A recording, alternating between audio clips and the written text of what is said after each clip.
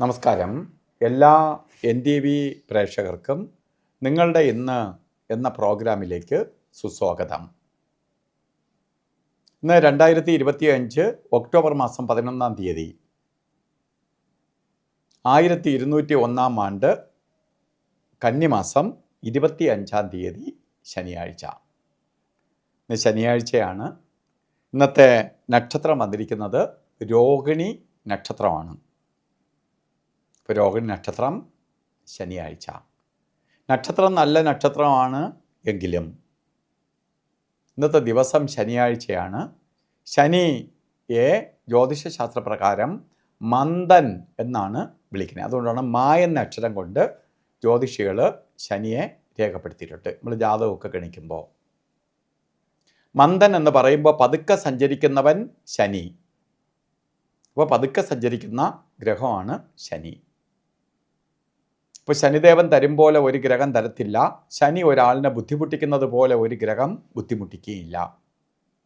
ഇപ്പോൾ മന്ദനായതുകൊണ്ട് നമുക്ക് ശനി ചിലർക്ക് ഗുണം ചെയ്യുന്നുണ്ടാവാം. ജാതകത്തിലൊക്കെ നല്ല സ്ഥാനത്ത് നിൽക്കുന്നവർക്ക് ശനി ദോഷത്തെ ഒന്നും കൊടുക്കത്തില്ല. പക്ഷെ നമുക്കറിയാൻ പറ്റില്ല ആർക്ക് ഗുണം ആർക്ക് ദോഷം. ഇപ്പോൾ കൂടുതൽ പേർക്കും കഷ്ടതയെ കൊടുക്കുന്നത് കൊണ്ടാണ് നമുക്ക് ശനിയുടെ ദിവസങ്ങൾ നമ്മൾ ഒഴിവാക്കുന്നതിന് കാരണം. അതുപോലെ തന്നെ ബർത്ത്ഡേ വന്നിട്ടുള്ളവർ, രോഹിണി നക്ഷത്രം, കന്നിമാസത്തിലെ രോഹിണി നക്ഷത്രം ബർത്ത്ഡേ ആയിട്ട് വന്നിട്ടുള്ളവർക്ക്, ഇന്ന് ബർത്ത്ഡേ ആഘോഷിക്കുന്നവർക്ക് ഈ ഒരു വർഷം അത്ര കണ്ട് നല്ലതല്ല. പലതരത്തിലുള്ള കഷ്ടതയുണ്ടാവും.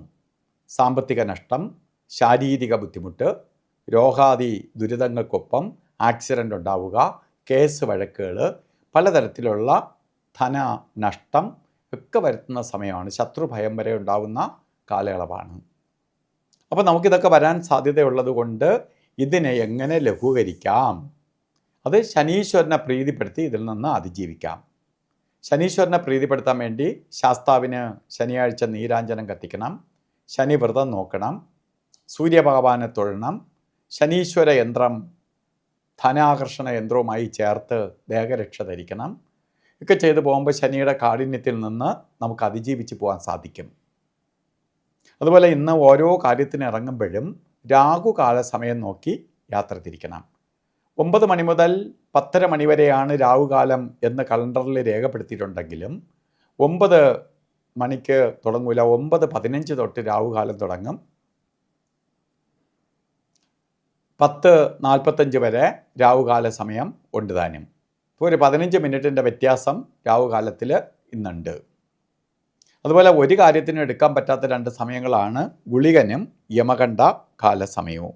ഗുളിക കാലസമയം വരുന്നത് 6:16 തൊട്ട് 7:45 വരെയും, യമകണ്ഠ കാലസമയം വരുന്നത് 1 മണി 40 മിനിറ്റ് തൊട്ട് 3 മണി 9 മിനിറ്റ് വരെയും.